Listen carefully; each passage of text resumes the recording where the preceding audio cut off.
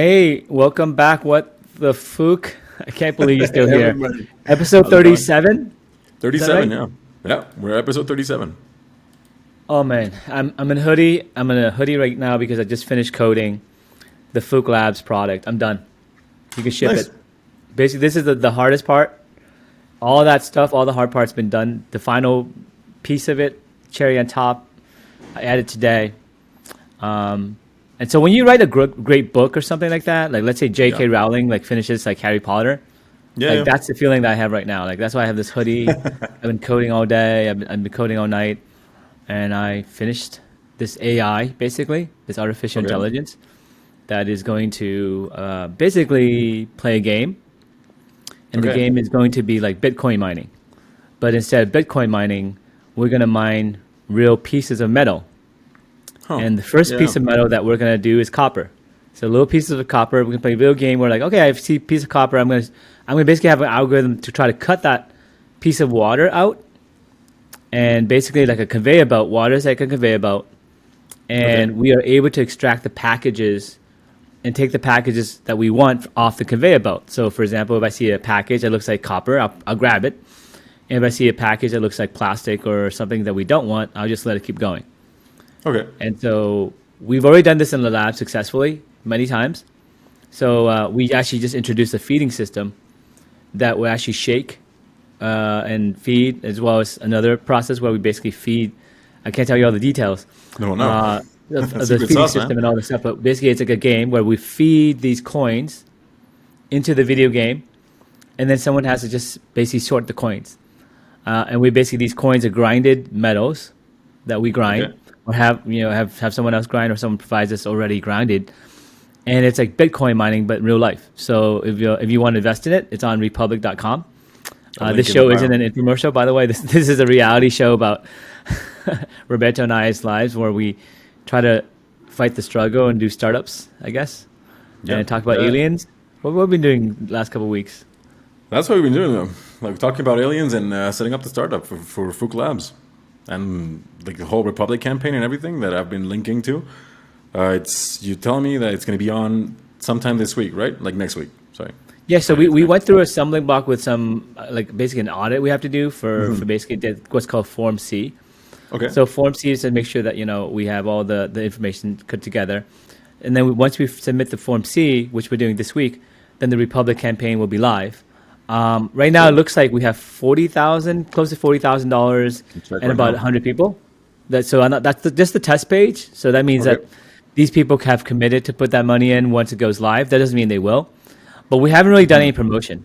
Like we just basically Okay. create this test page, put some stuff on it, and it's organically, a Republic hasn't even sent an email or anything for us yet. But I'll just come give you some details, right? Yeah, So the just way it like works if is you update the Republic. numbers, it's 39,631, and there's 102 reservations. Yeah. So we just passed 100 like a day or two ago, which is great.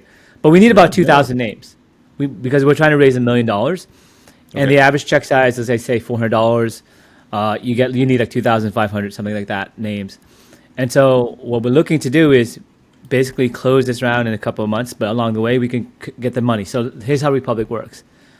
Step A, you have to apply through their process, Okay. and only I think 1% to 3% of the companies make it through, like we did, That's a right? good thing, though. I mean, like that way you don't get like these dumbass projects that just are just like there for money and in the short run, and they actually don't make it. So you don't waste people's money either. Yeah. So there's like an investment committee that's kind of like a VC committee, and they basically let through only some people, right? Okay. Then you basically have to go hustle and do it yourself, and set up a test page, and then do this for regulatory, and then go live at some point. But when you do go live, Republic will help you once you get to $50,000. They'll help you out. So, They'll push your so what project. happens is that at $50,000, what they do is they put marketing dollars behind it. So they'll put your page a little bit higher profile. They'll Okay. email some customers. They maybe even run ads. I have no idea what they do in terms of all the details, but they will put some marketing resources behind it. And then Okay. you can collect the money 21 days after your campaign goes live. So Okay. for example, let's say we raise $80,000 in the first month, then we can get $80,000 next month. Okay, Does that's that like make an sense? ongoing thing, right? Like the campaign Well, yeah. stays and okay. So with the regulations in the United States, This is new that you can do up to $5 million per year. So this is per year. You can basically, essentially, it's like an open piggy bank. If you have a round going, obviously you don't want a round that's too long. You something like a couple months, right? You say, well, this is the value of the company. We're raising this much, and after this, we're going to stop it, and then we're going to basically go again at a higher valuation. Because let's say let's say you're selling something at $10, and it's on sale for $10 for 10 years. Then basically it's not going up in value, is it? Right? Yeah. No. Where if you sell something for $10, and then next year is the same thing as $20. And the year after, the next thing, it's like $50, $40, $80, and it keeps going higher and higher. Okay. The idea is you don't want to have a stale company that just stays at the same valuation. Yeah, because it stays the same, like you're losing money. Yeah. So you do like a 3 to 6 month campaign, something like that. It takes about 3 to 6 months. And we'll see where we go. And the idea is we can collect as little as $150 for each person. Okay. And what that allows you to do is, I'll tell you what so let's catch up to where we are. Okay. Okay, yep. So in summer 2020, I had this idea on my porch where we could potentially build a device to extract things out of water, to basically sort things out of water. In this case, I was thinking COVID kind of sucked. Can someone suck it out of your blood, right? So I thought, okay, what if you had a camera and the camera can see the COVID go by and then basically move this valve. This valve can shoot the COVID up or down, right? Like a transistor for water, right? And if you did that enough times, you can actually get all the COVID out. So we're actually doing that right now. So I just finished coding the software, and we're able to do 50 millisecond cuts. Do you know how long 50 milliseconds is? That's 1,000 milliseconds in 1 second. Yeah. So 50 milliseconds. That means 20 particles a second. But, yeah, 20 pieces of copper per second that we can grab, technically, right? Maybe more, depends on how clumped they are, right? But the idea is 20 cuts per second. This is basically something that's never been done before.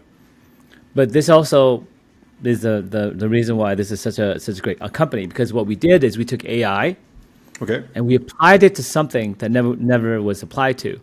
And that's basically the big thing that people don't understand about AI.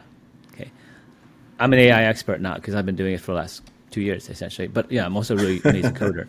So I know math and I know calculus and I know the concepts behind the stuff. And basically what AI lets you do, it lets you copy a human.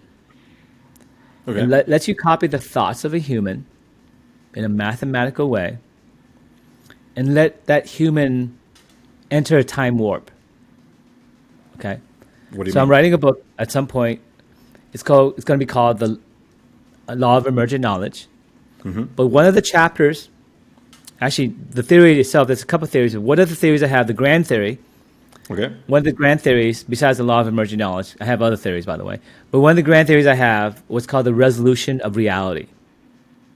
This is the grand theory that encompasses all my theories. So we spoke about the resolution of math. We talked about resolution of math before. Yep. Where math itself has a resolution where the prime numbers define the limit of the numbers that are concrete versus the numbers that are abstract. In other words, the prime number that you count up to, all the numbers below that you can see already. They exist. They are basically in our universe. That resolution is 100% clear.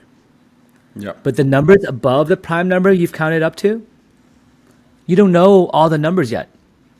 There are new prime numbers yet to be discovered, which then uncovers new numbers that are basically a reflection of the prime number. For example, 3 becomes 6, becomes 9.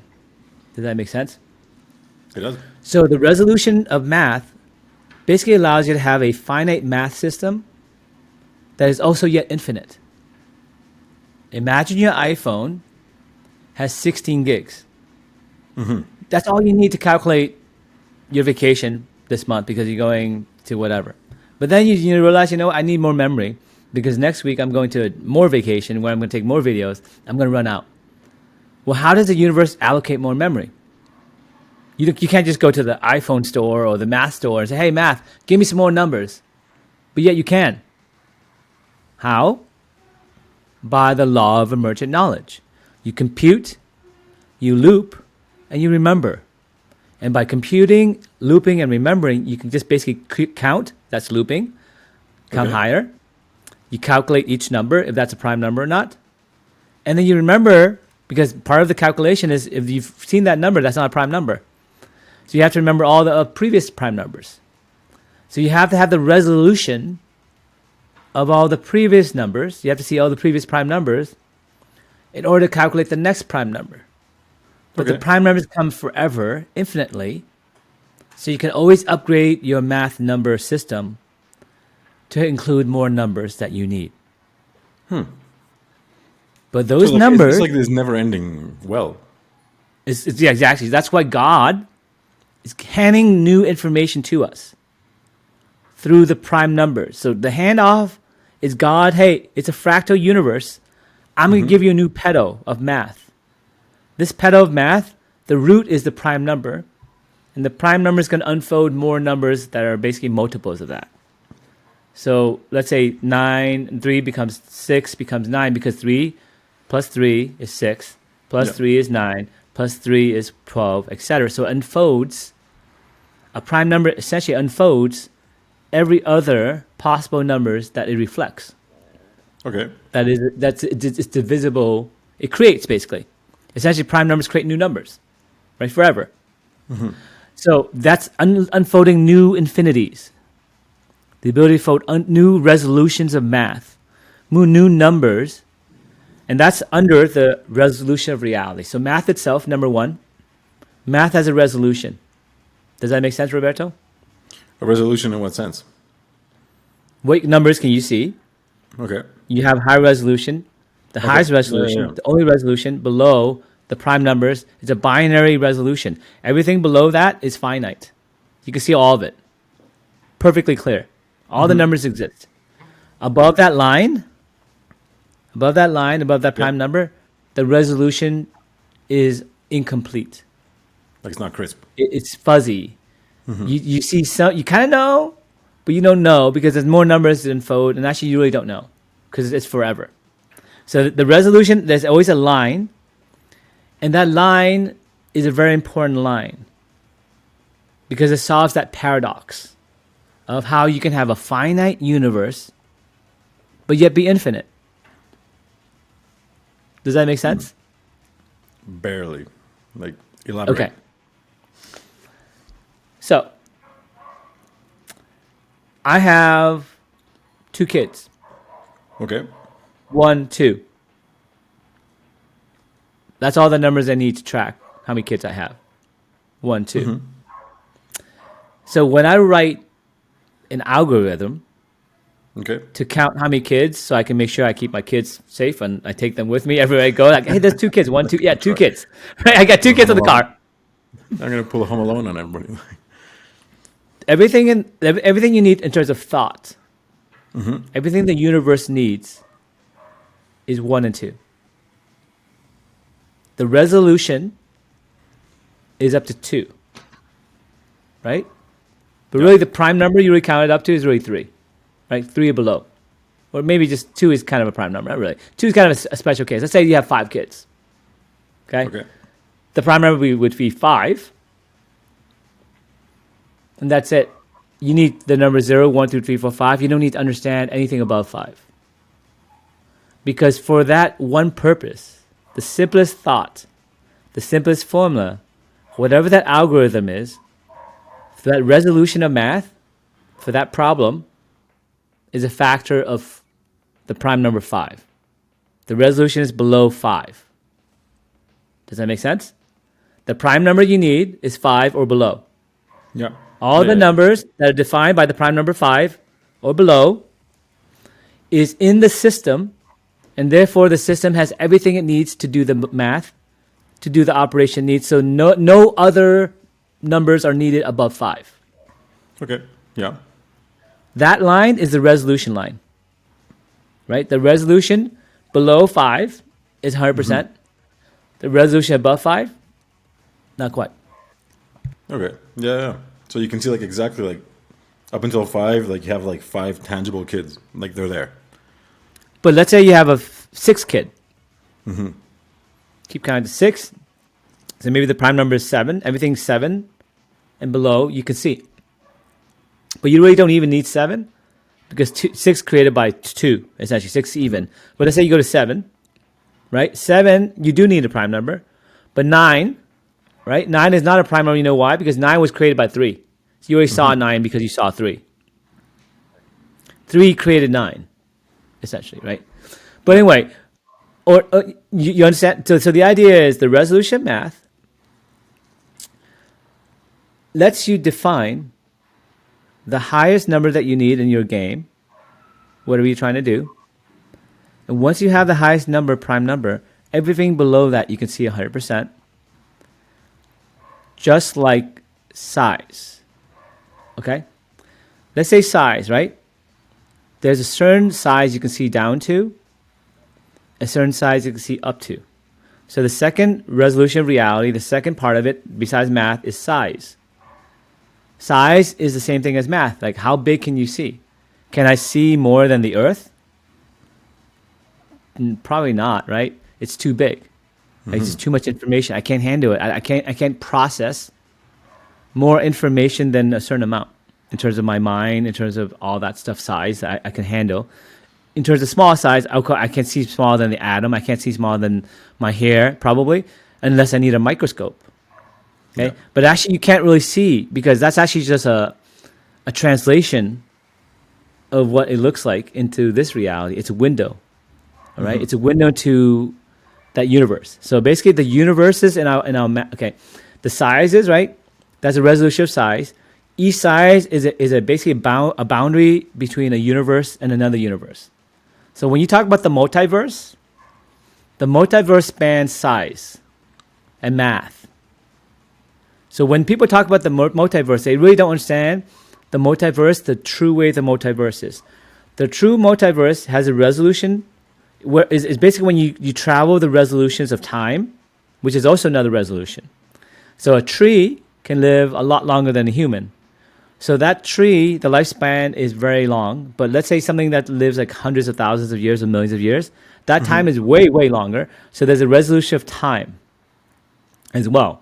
Because you can't flip a switch if the switch takes 1,000,000 years to flip. Okay. Whereas if you're a god and you're going to flip the Milky Way upside down, and that's your flipping of a switch somehow, and it takes 1,000,000 years, 100,000,000 years, it doesn't matter to you because you live infinity.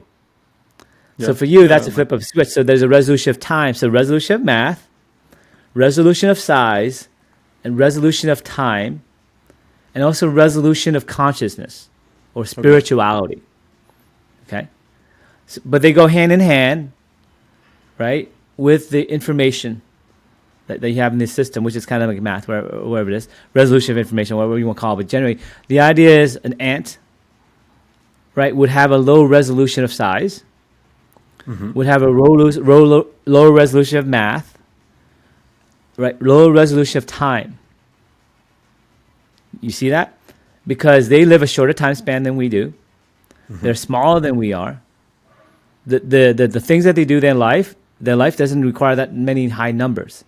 Whereas in our math, we need high numbers to do like nuclear fusion and the internet and all these things that the ant doesn't even understand.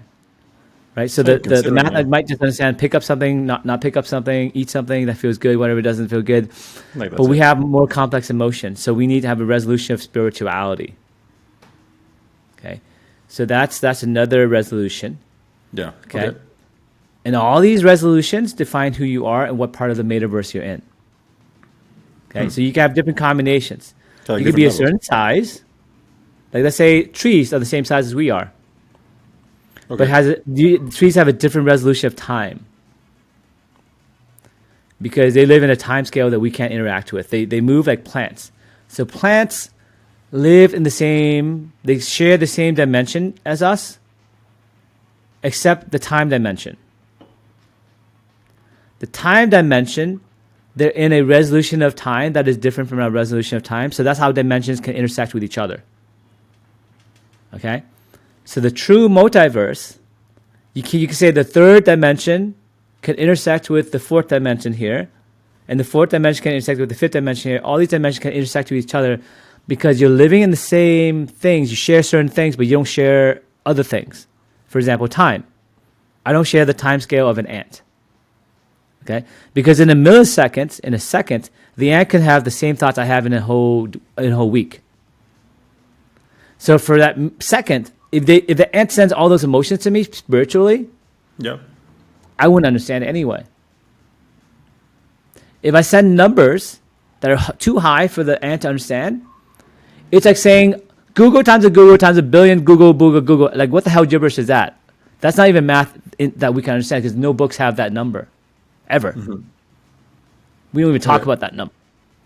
So the that's how you can say, information hey, like- that's how, yeah. Okay, so the information you'd be like conveying is just not something they would understand at all because You can't, they've that, never you can considered imagine it. when God talks to you, there's certain things that God can't say to you because it wouldn't make sense to you. Yeah, like what's the point? Well, because the sentence may take too long. So the resolution of time, we die in 100 years, but for God to explain to you, it might take 3,000 years to do that one concept correctly. Does that make Okay. sense? Yeah. So yeah. so when you talk about the multiverse, right? I'm trying to figure out the multiverse because I don't believe in the multiverse the way that Marvel does, where you go boom, boom, boom, boom, boom. Well, it's string theory. Maybe. Basically. But, Yeah. but you see, but the thing is, let's say I find a way where I live forever. Then my resolution of time, I broke through another universe. That's how you can span. That's how you can cross universes. I didn't know how you can cross universes Like by until I understanding. figured out this theory, right? So the way you cross Right. universes, you have to give up something to gain something. So you have to give up your family here, because when you become immortal, all your family will die, and you're never gonna see them again, and you can live through eternity of grieving because now they're gonna die, and you don't reincarnate. Would you ever watch Highlander? Right, at I've some watched point, Highlander. Like they do get detached and like, you know what? Like this is it, and you start understanding different concepts that are just like not applicable to all the other people. So the Highlander, it's a reincarnation. That's you. When you die, you reincarnate. It's true, right? So that Highlander movie is true. When you do reincarnate. Some people remember, some people don't remember. So I think remembrance is also a resolution of reality that we don't understand. The spirit. I would say it's a subset of spirituality. Some spirits can remember who they are across lifetimes. Across lifetimes, you can remember who you are. Like for example, the Tibetan monks. Some of them can remember who they are, and so when they die, they'll reincarnate down the village, not too far away. The village, like 5 blocks, five miles away, they'll go into another body of a new child because that child has a resonance to accept that soul.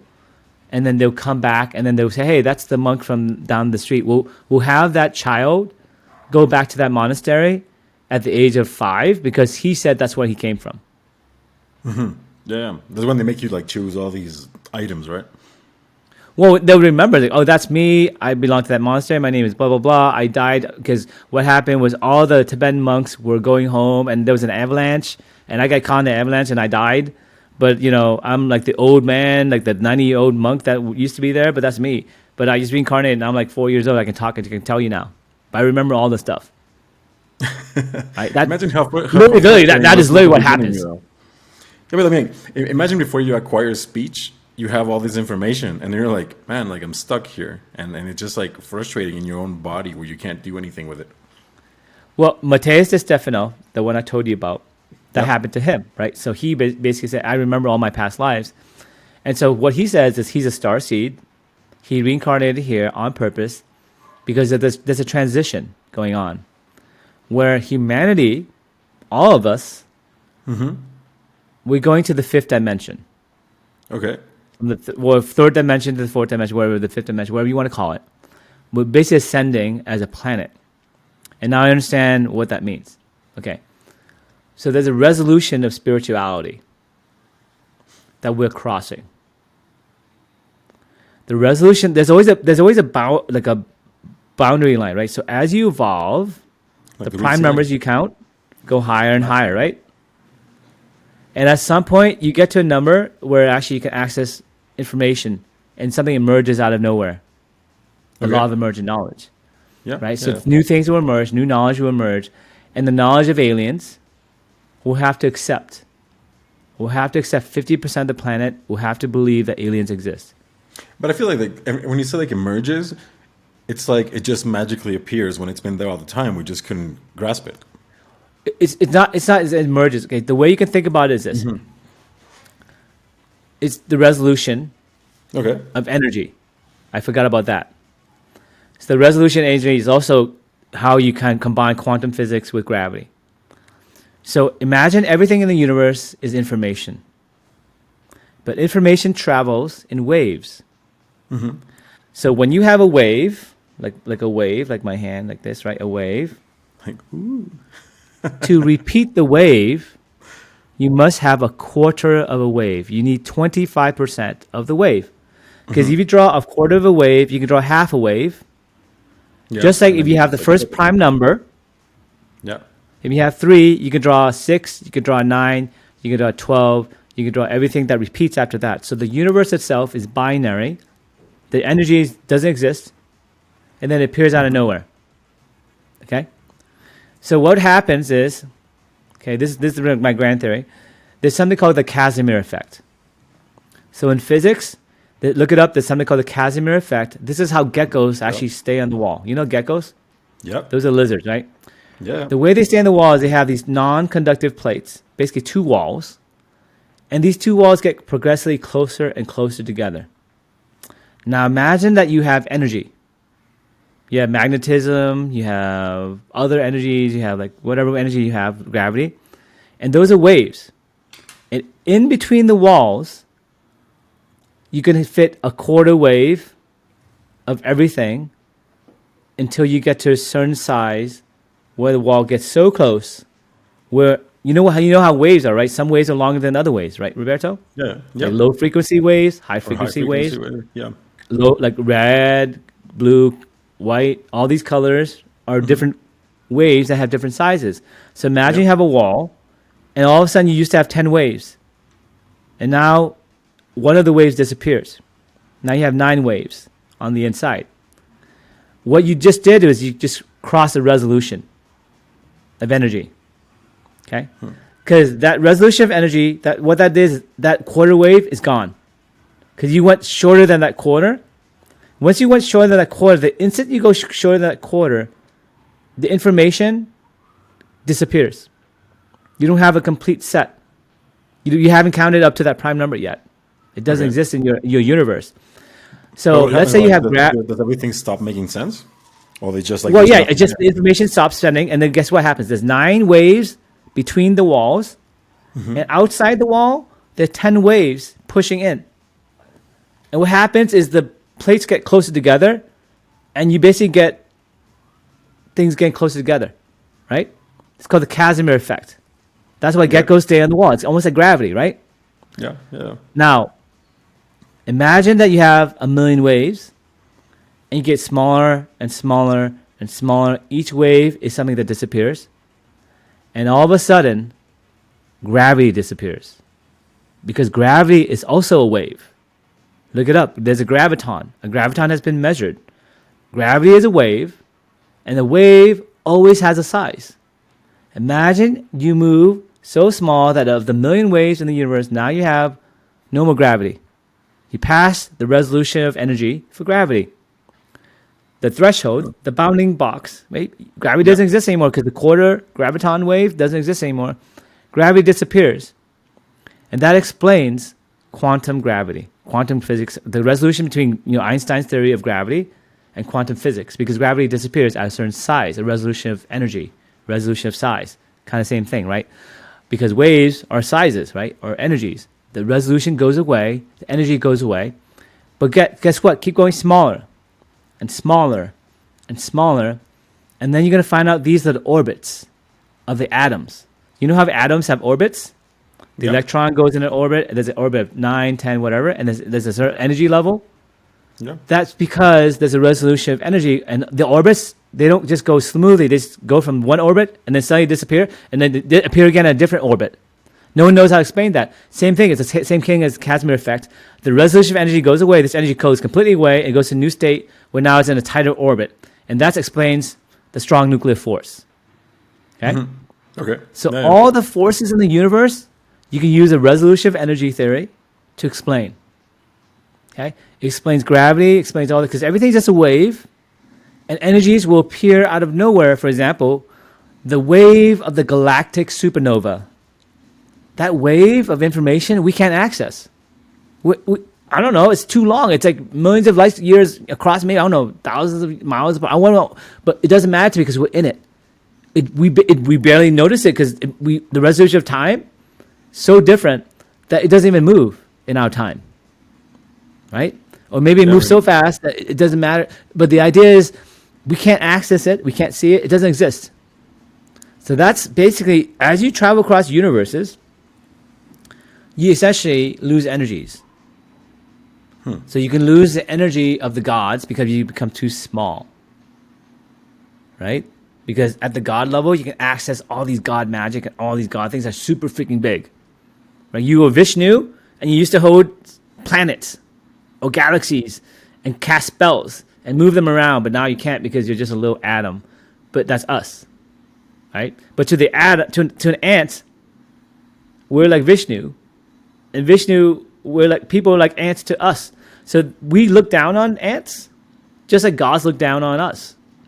Because the resolution of intellect, resolution of spirituality, there's no resolution. And maybe those gods, they get looked down by other gods. Yeah. So I don't know how long these infinities go, but we can't see beyond the next one or two. So, for example, the resolution of size. Even one seems far away, you know? Well, let me give you a very concrete example. So the resolution of size, a microscope is the magic spell to unlock traveling between the universes. Okay, so each universe has different portals, different ways to see into that universe and translate it to your universe so you can understand it, right? So you can use like the James Webb telescope, for example, and you can use that to look at the largest scale. So you go to the next, you peek into the next universe using this eye. It's almost like putting an eye through a socket and looking through a wall. You can't go through that wall, but you can look through the eye and you can see with a microscope what happened at the Big Bang, if there was one, and there's no Big Bang, because they found that there's galaxies that have basically way too much shape, too much organization, way too old. It doesn't seem like they merged like they're supposed to. The Big Bang is wrong. Okay. So now we can peek into that room and say, hey, we have this theory about this explosion. It's supposed to happen, but guess what? We went back in time. That portal also gave us the resolution of time, where we can look at time and basically go up and down time. We can time travel. We time travel by looking at the right spots at the right time, right? And see part, but it's frozen, like we can't see, but it's kind of like almost like it's like part of the room has this time, part of the room has that time, part of the room has this time. The time changes across the room, essentially, as the universe expands. So the idea is like there's resolutions and things that we can peek using a telescope, but also a microscope. So we can see one level higher. We can see the galactic level. Okay. We can see one level lower with a microscope. But guess what? Beyond a microscope, we can also see quarks. We can use a hadron collider, collide them together, and see those things without a microscope, but using inference of where things hit and all stuff. So it's kind of like a different technique. But you make things basically blow up. Basically, things blow up, and you see how they blow up, and you kind of make a little inference, but you can't see as clearly, right? So it's like you peek through a hole, and you put like something else through there, but it's not really. It's hard. You can go through two levels, two universes, maybe, right? But the resolution goes lower and lower, right? So the resolution go up. You see your solar system with a regular microscope. Okay, so that's one resolution. You see the solar system. And then the second universe is the galactic universe with the James Webb telescope and going back in time and all that, and galaxies and stuff like that. The whole galaxies, seeing other galaxies, that's a resolution, right? So maybe the James Webb lets us see three resolutions high. So there's the solar system, then there's the resolution of a galaxy, then the resolution of the universe. So maybe you can see even three universes higher, but you can't see beyond the universe where other universes exist, for example. We may be in a universe that has other universes around it. I have no idea. We won't know. Does that make sense? So you have this resolution you live in, and you can peek up, you can peek down. If you have the technology, magic spells, whatever you want to call it, you have to have the ability to basically learn how to burrow higher and burrow lower, And as evolution happens, what we do is we go ever higher and higher in this ascending ladder that goes on forever. It's crazy though. Like I mean, like the peeking into other universes is really like amazing to me, and I like how that little peeking hole just kind of gets bigger as time goes on, and we're able to like assess more information. Okay, so let me explain you what spell casting and computer science lets you do. Okay, computer science is spell casting. Suppose I cast a spell, and I not only can I peek through this wall, but I can say, hey, buddy, over there. And the guy's like, whoa, who are you? Hey, like, genie over there. Can I commission you to do something? Sure. How about this? If I show you a bunch of pictures, can you tell me, can you help me out? Can you take that stuff that's over here and grab it and just, whatever it looks like that, grab it and give it to me? So you cast a spell where you can talk, essentially, and you give instructions to this genie. And the genie's like, hey, buddy, yeah, I'll do it, but you have to give me energy. You have to give me some code so I can understand how it works. And you can give me all this infrastructure and all this knowledge.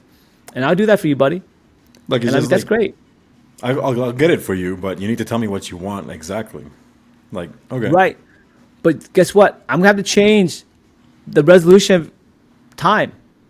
I'm going to slow things down for you, buddy. The genie said, part of this, I'm going to slow things down. Mm-hmm.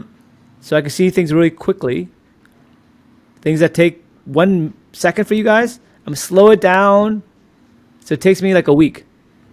Okay, so these pictures, it'll be easy for me to look at. Mm-hmm. So in 1 second, you give me, 200 frames, 200 pictures. Give me 200 pictures. That's impossible for one person to look at in 1 second. How long would it take to look at 100 pictures? Maybe like a day, right? So I'll change the resolution of time to like a day. And I'll look at 100 pictures. I'll tell you which one looks like copper. And then I'll also push a button for you and put that photo into a bucket. And I'll push a button and that bucket will go this way. And then all the pictures, I'll slide through this door and you can get all the pictures for copper, all the pictures for whatever. In fact, I'll just give you all the copper and I'll give you all the whatever, right? And so to do that, that's amazing, right? How do you do that? Well, you do that by coding something. You code something, and the magic wand is your computer. Your computer is that portal that you can look through, and then your computer, you can say to the thing in the computer, do this, please. I'll give you electricity. I'll give you knowledge. I'll give you something to do, because you have nothing else to do, because otherwise you don't exist. Okay? Because what I did was I essentially summoned you. I turned you on. I summoned a demon, and I said, demon, do this. And the demon says, I'm gonna have to expand time. I'm also gonna have to expand my resolution of size. Right? I'm gonna have to do two things that you can't do. I'm gonna change time, my resolution of time, and I'm gonna change my resolution of size. And once I do those two things, I'm gonna do what's impossible for you. So what this magic spell essentially lets you do is span 2 universes. Okay. Right? You basically cast a spell where in this universe that we live in, you create something that needed 2 other universes to create. Does that make sense? It does. You need to slow things down, and you need to make things so you have to use a camera to see smaller than your human eye can see. So a human can't do that. A human can't see that small. A human can't see what's in water going by that fast or that small. So you basically have to use the spell to break 2 laws of our universe. Does that make sense? Yeah. No, I think it's crazy that you could actually do that. Like break laws of the universe. Yeah, so magic is real. That's why I'm wearing this hood. I'm actually a mage. I'm not kidding, right? Yes. If you actually say, I'm going to cast a spell where I summon a demon, and this demon is going to break 2 laws of physics. 2 laws of physics in our universe, and it's going to make something happen that defies reality. I mean, is it really breaking? I feel like some laws are kind of absolute. So the fact that we couldn't bend them, or we were just like bending them before, and it turns out they weren't that absolute as we once thought they were. We just didn't Right, have. but We I'm just talking didn't about the know how to. perspective of James Maxwell. James Maxwell is one of the smartest people in the universe ever, right? And he basically said, in the future, if there was a demon, Maxwell's demon, this demon had infinite knowledge. This demon can do exactly what I just said to you. So to this person in 1857, when he thought of this idea, that reality didn't exist. You couldn't see that small. You couldn't capture a video that fast. You couldn't send it to a computer to run a GPU inference. You don't have the algorithm or knowledge or basically spellcasting ability to cast that spell. You didn't even have that spell. It couldn't exist in 1857. It couldn't exist in 1999. It couldn't exist in 2010. This only was possible probably around 2012. I'll be honest with you as a scientist. For the last 10 years, this magic was possible. And I'm the first mage, our team is the first spellcasting team to cast this spell in reality. Now that's the reality of what happened. People have been trying this concept for probably millions of years. They probably had this thought that James Maxwell had, just like I had that thought. Why can't we just suck COVID out of your blood? Does that make sense, Roberto? Yeah, it does. But the magic wasn't powerful enough in the universe yet. There weren't spells. There weren't contraptions. They weren't like magical boxes. Like But like, basically a I feel computer. that the fact that you couldn't do it doesn't mean you can't think it, like, or imagine it, or like come up The with the only idea. way you can imagine it is as if it's magic. He had to say it was a demon. Yeah, A scientist had to definitely. say, it's so strange to me. I can't compare it to this, or this. Because he's the most rational person that you can probably want to talk to. He's not going to say demon unless he can't say anything else that makes sense. He can't even imagine a computer. Can you camera. imagine a computer in 1857? No, like nothing. I can like barely transport. Can you imagine a camera going that fast and recording video? Have they even seen video? They don't even know what video is. They don't even know what video is. They haven't even seen, maybe saw a photo, 1857. So you're basically telling me that it's so normal, but it's not normal at all. Like, this is 170 years ago, man. So Broadway, man. Look, it was the first elevator. 170 years ago, right? How long have humans existed? This was not possible on this planet for this epic. Maybe someone in the past, the Atlanteans, the past civilizations, the Egyptians, the ancients who were destroyed during many apocalypses on this planet, maybe they found out, but for this version of humanity, we're the first ones to ever cast that spell. Does that make sense? That's how big it That's is. pretty cool, though. That is, I feel I like finished that it spell enhances. like literally like an hour or two ago. That final spell. Okay, That's where awesome. literally what's going to That's happen pretty is cool. it has to be a little bit smarter because you can't just look at something. Has to actually look at a couple of frames. It has to do some math. Blah blah blah blah. But all the complicated stuff was all done, and it took me about 2 years to build and finalize everything. But the software, I was very proud of it. I heads down. I've been coding my ass off for like 5-6 months, and I'm done. So the book, we can ship it. It's It's a high quality spell. The demon I summoned, Phuc's demon, God's Eye, right? Phuc's demon, God's Eye Studio is the name of the project. God's Eye Studio is shippable. I'm the best works. coder on the planet. I'm the best coder on the planet. Period. I know that. I've been coding all my life since I was like in 4th grade when I won the citywide coding contest in Logo, right? I was self-taught. I took 2 computer classes ever. One was to meet Brian Kernighan, the guy who invented C, because I was a fanboy. And the other to submit my code that I had written for my company because I wanted an easy grade. I didn't want to go to class. Everything else I self-taught. I'm going to pat myself in the back because I did a good job.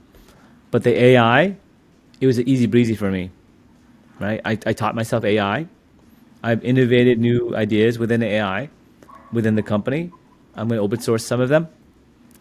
But one of the things that I want to share with you is actually really cool. Okay, What is it? I want to give you a sneak peek into something I did. It's going to What rock did your you boat. do? It's going to rock those boat. This is like, we're going to talk woo woo, okay? We're going to a little woo, but also science here. No, wait. This Like is before actually we, new science that is actually cutting edge. That actually, I think you would understand, Roberto. Okay, it's going to make a big difference. Okay, you know about chess and Go and how AI beat everybody in chess and Go, yeah. right? Do you remember those movies in the '80s about like which one was it? Like with the nukes set up to like a chess game? Yes, that was I think War Games or something like that. War Something like that. games. War Games. Okay, so let me show you the evolution of AI. Or AI used to have humans code algorithms. Does that make sense? So someone Yep. would code, if this happens, then do this, and a combination of humans. Humans try to copy other humans and how they would think and put into a piece of paper and actually do it. Okay. The new evolution then required data instead. Instead of humans, you get data, and based on that data, you come up with a model. So a Yeah. model is essentially the same thing the human had done.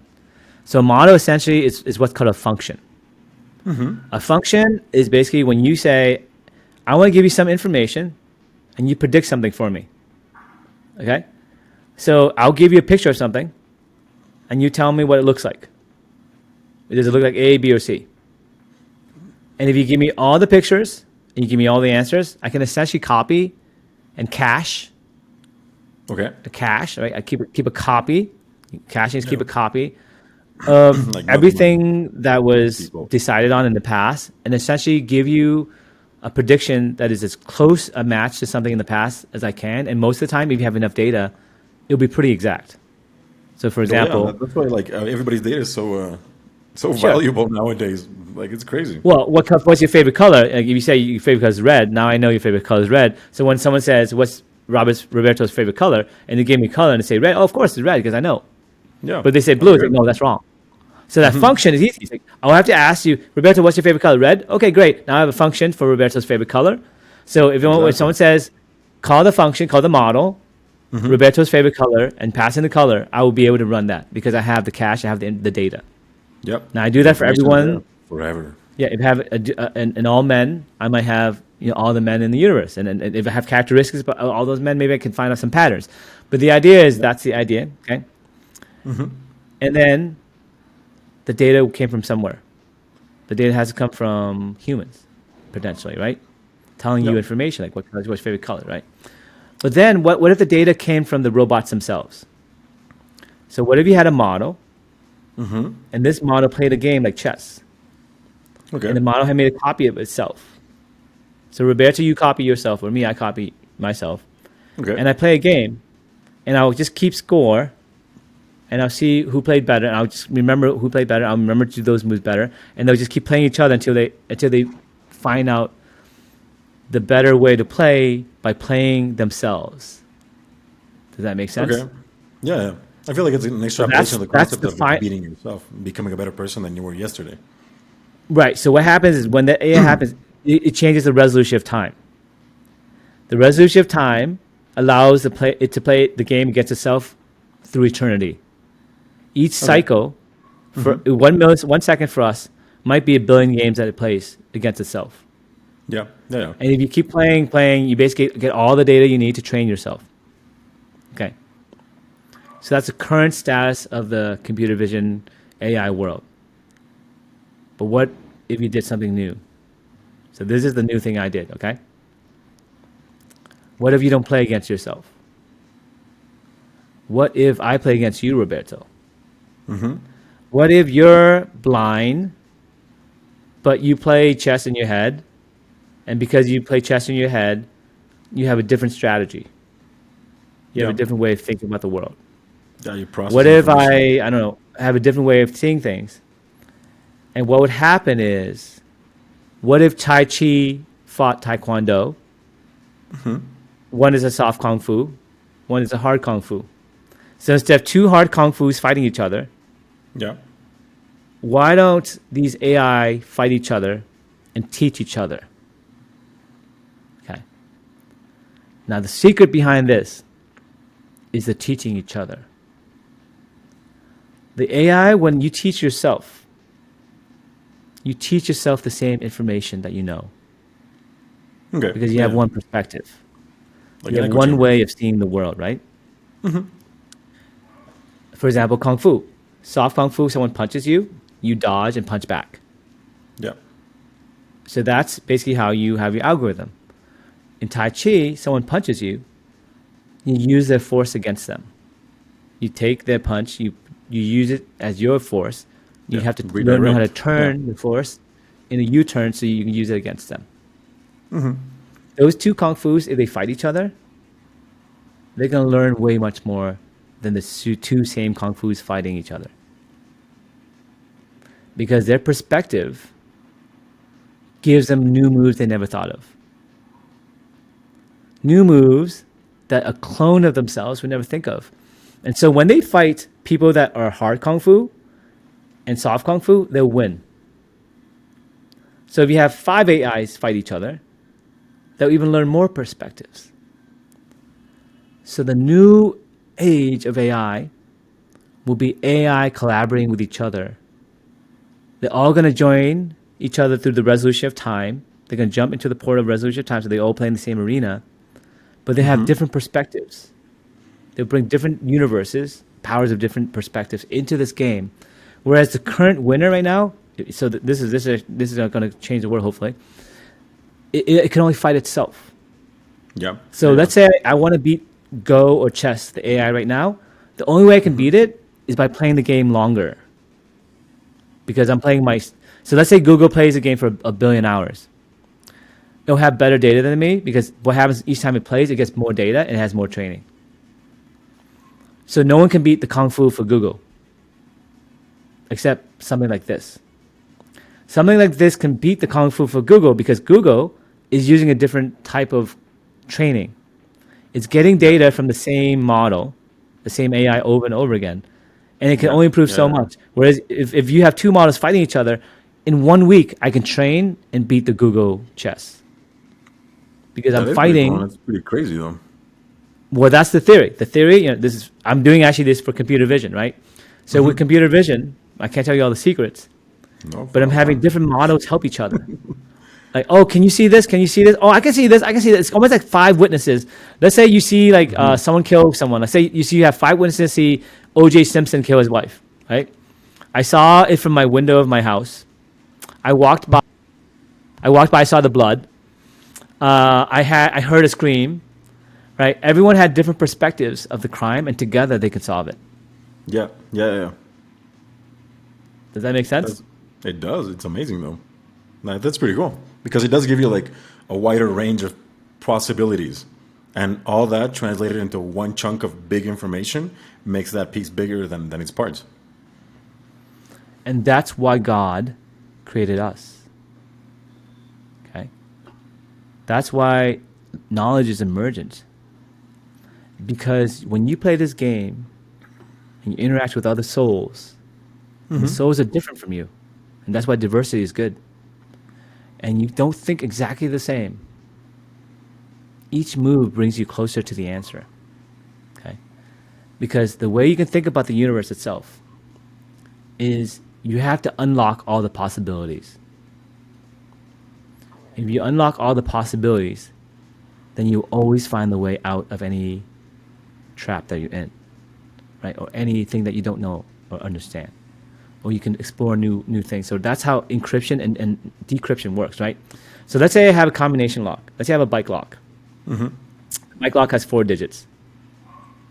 I can just go 0000, 001, 002, 003. I just keep going up. And try every single combination. And if every combination, eventually one of them will open that lock. Does that make sense? Yeah. That's essentially the law of emergent knowledge, right? At some point, you just keep twiddling it. At some point, it's going to unlock, and something new is going to happen. So that's why you have to kind of live a good life, try to evolve, try to be better, try to evolve in all those ways I mentioned in the past. Okay, there are 4 ways you want to evolve.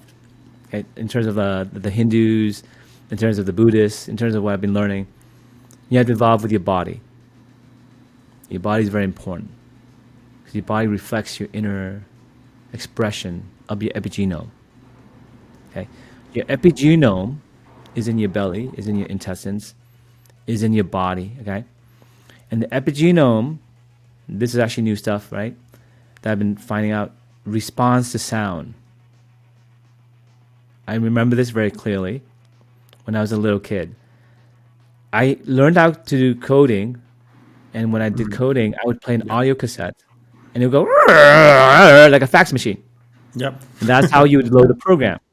And then if you just save a program, the computer would play like a fax machine, and you hit record on the recorder, and you record a program using sound. Okay, in your saliva, in your throat, but also here is your thyroid. Your thyroid is basically below your throat, and the thyroid expresses hormones and certain things, and enzymes, all those things that help your body. Right, it is also near this area, but also your brain. Brain is near your throat area, right? So when you hum, you're like a Tibetan monk at a resonance that has been studied for thousands of years to be helpful, to be healing. So when you listen to Spotify or YouTube or whatever music channel or whatever music platform, go for the Tibetan sounds, the healing high resonance sounds. Because that's like playing the program into your body. Like your body is a computer. So it's like going like that, but it's like and all those sounds. Also, when you listen, good sound system, everything in a peaceful setting, and you kind of focus on it, then basically you're loading that program based on sound. Okay? So sound is very important to improve your body, resonance, frequency, all that stuff. That's what it means. Because what happens is that you can send information through waves. Yeah. Everything in the universe is waves. Yeah, you have a radio, your cell phone. Or is a wave. Everything's a wave, right? Even us right now. Like I'm connected to my Wi-Fi. And your headphones are turning electric waves into sound waves. Yep. Sound waves become electric waves that then go into your body and electrically activate your epigenome. Okay? So it's a series of universes that you're traversing. You're traversing the universe of what you think you understand, and the universe of what your body understands. And your body understands these waves, these signals. But when you hum and you think good thoughts and all these things, you can actually turn on the thing that makes your body better. You should be young. You should be fit. You should be like lean. You should be able to touch your toes. You should be able to breathe easily. You should be able to walk, a ton and not get tired. Your body is a reflection of your soul. Oh yeah, and even if you don't realize it, like sound does affect. Like me as an animator, whatever you're listening to, it's if you're working if you're animating while you're listening to sound, it sets a pace. Same thing it was when I did some capoeira and Muay Thai. Like the music that they play while you're in the roda and everything affects you, and they tell you at the beginning when you're a beginner, to sing because it helps your breathing, helps you to not hold your breath. It keeps you going, flowing, everything. It lets you play longer. Yeah. Singing is a form of humming. Yeah. But it also activates certain memories. Exactly. Right? It sets a vibration. So singing also it could be good, like singing hum. It's all the same thing. What you go from your chest or your belly. Yeah. Yeah. But here's what actually is real. Scientifically, again, I don't just say stuff. I have to actually base on fact. There are peer review papers. There's an Indian grad student. I forget his name. I saw him at TED Talk. You can Google it. But what happens after you hum is he tested his saliva. He did his meditation, he tested his saliva, and he looked for the good hormones, the good things in the saliva, and actually increased. So not only is it me just saying stuff, but actually there are data sets coming back from the scientific community specifying that actually it works. It activates your saliva, would then go down to your body. It goes down to your epigenome because your saliva goes into your belly. Yeah. Which then goes and activates things. That's why it looks so great. I mean, I've been humming. I've been doing yoga in the steam room, thermal shock, all that stuff. I've talked about in the past. So your body's number one, right? Then your mind. I just want to finish the thought that in terms of how to evolve your body. Then your mind, your emotions. Yeah. And then your chi, your spirituality. So your spirituality is this.